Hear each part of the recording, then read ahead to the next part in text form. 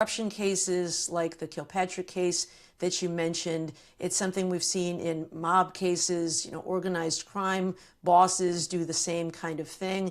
Elements of fraud, lying to people, telling them what they want to hear so that you can deceive them and take things without their really even knowing that you're doing it. And so through that lens, I really see some comparisons to what President Trump and his allies are doing. And I wanted to try to explain it to the American people. But of course, I also want to propose some solutions to this thing, just as we prosecuted these kinds of criminals who were fixing the system or rigging the system. There's a fix for all of these things. And so I wanted to share those perspectives as well in hopes that we can get out from under these challenging times in American history to restore that power to the people. Mm-hmm. Well, let me ask you about the Kilpatrick case. You open the book sort of very dramatically with this testimony of a Detroit contractor who basically had been a straight businessman, but under Kwame Kilpatrick's corrupt administration in Detroit, this guy lost his city contracts because he wouldn't pay kickbacks. And so then he, I shouldn't say unavoidably, but he, because of that, became corrupt too. He also started paying kickbacks because that was the only way that you could be in city business. So that contractor's name is Tom Hardiman. I guess I wanted to ask you, what should he have done instead? Because in my mind, I'm extrapolating from him to like ABC News having one of those BS lawsuits brought against them by Trump, or Tim Cook at Apple, or the Paul Weiss law firm, right? All these people and entities who think of themselves as not corrupt. Yeah. But in each case, Trump's way of doing business got them to act corruptly themselves.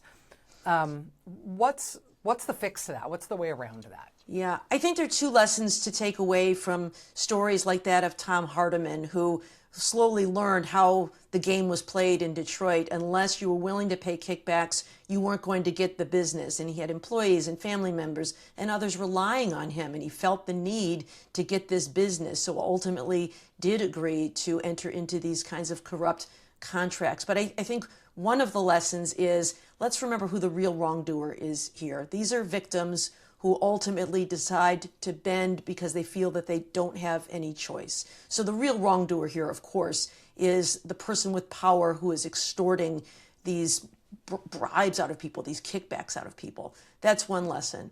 But I think the other is, don't go it alone. If you want to just quietly go along, you may think that you've gotten this great deal and things are going to be fine. But ultimately what happens is the extorter owns you.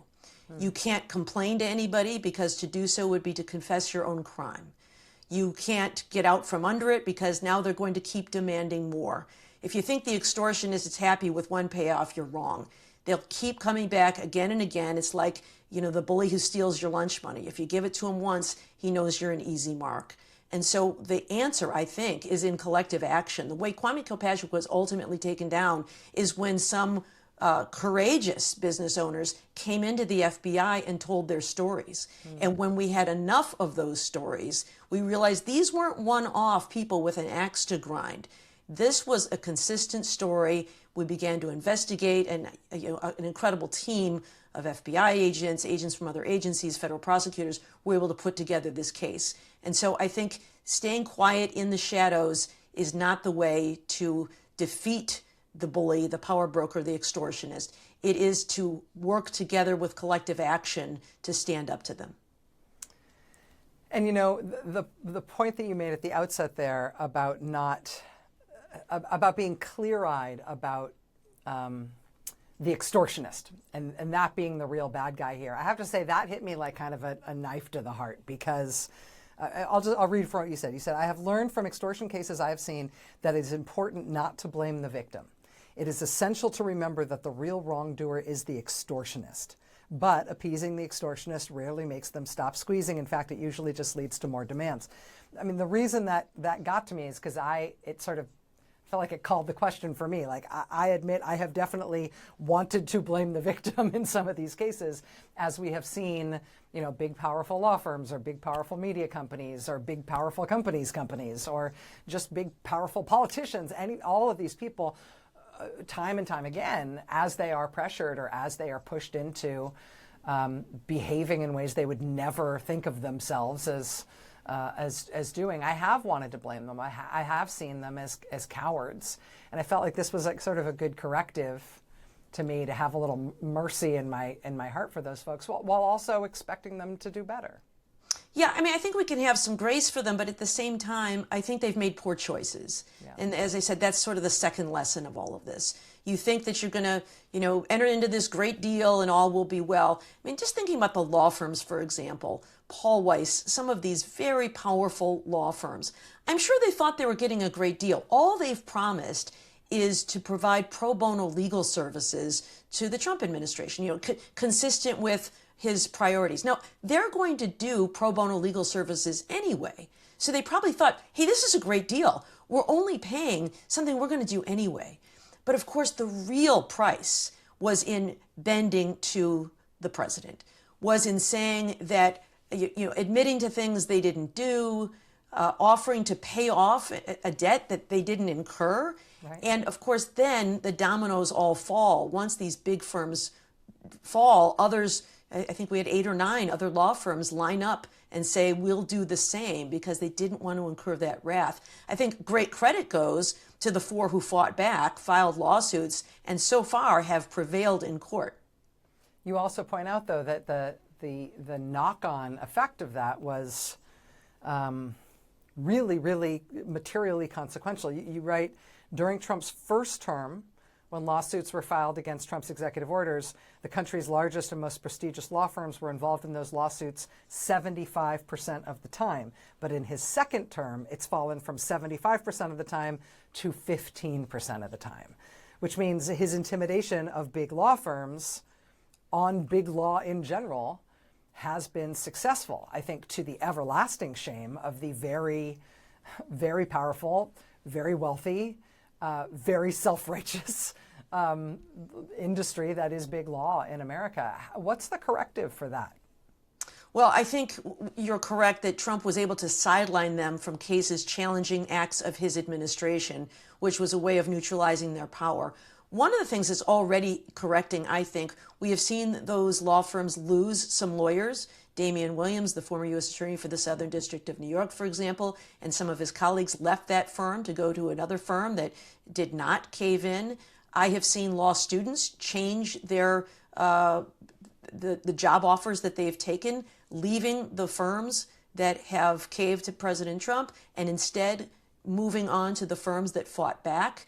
And so I think, you know, in the words of Liz Cheney, your shame will live in history. I think people are going to remember that, and I think it has diminished their standing in the legal profession. Let me ask you about another mob trope that you really made me think about differently, and that is the Teflon Don idea.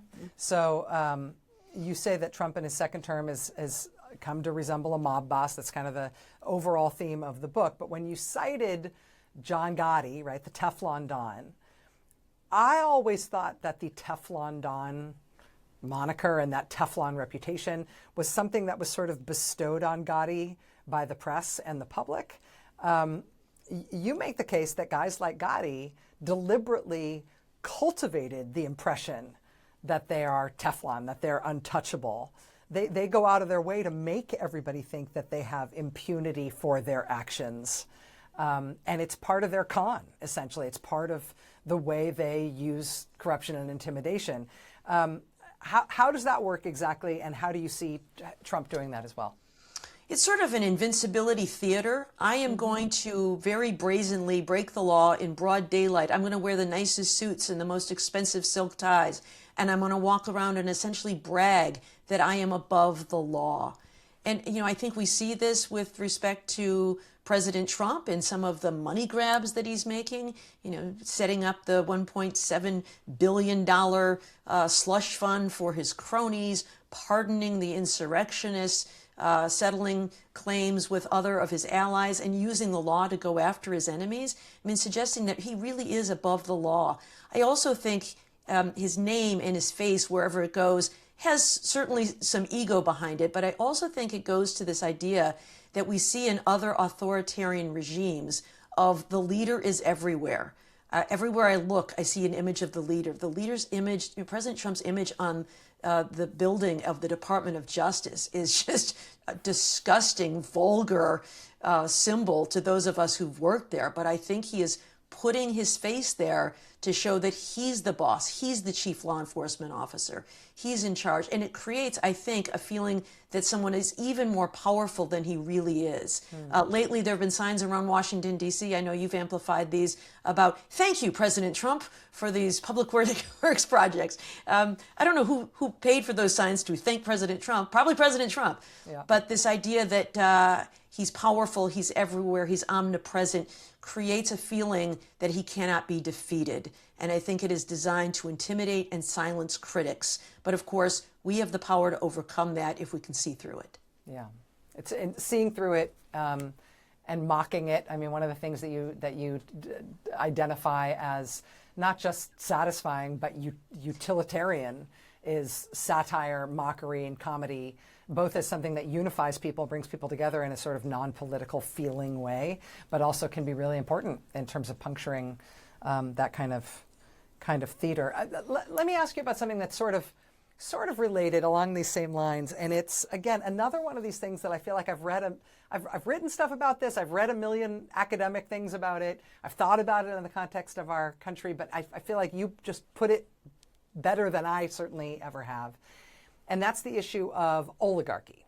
So, recently the president just traipsed off to China, brought a bunch of American billionaires on the plane with him. I couldn't believe it when I heard that he actually stopped in Alaska to pick up one of them, to pick up the NVIDIA guy on the way. I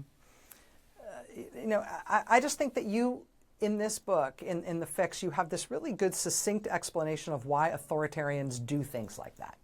Why they make their friends and their family members, but often their friends, into billionaires, and why they take existing billionaires, existing rich and powerful people, and they make sure that they make them richer. And that they, if they're going to rip off the public, they make sure that they're ripping off the public not only for themselves, but also for their billionaire friends.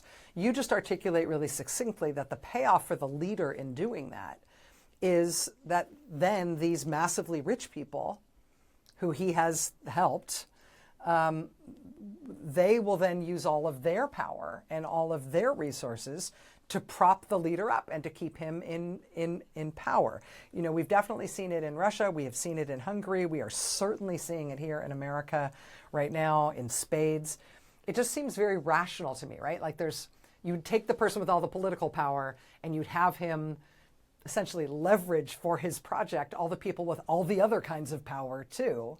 And if those people are unprincipled enough to go along with it, it just almost feels like an unbreakable system. And so the reason I wanted to ask you about it is given that, what do you think does break a system like that? What is the fix for that? Yeah, well, I know you wrote about Russian power in Blowout as well. The oligarchs of Russia are an interesting model for all of this, and we've seen the same kind of thing where Vladimir Putin has installed people to lead entire industries. And here we've seen people like Jeff Bezos and Mark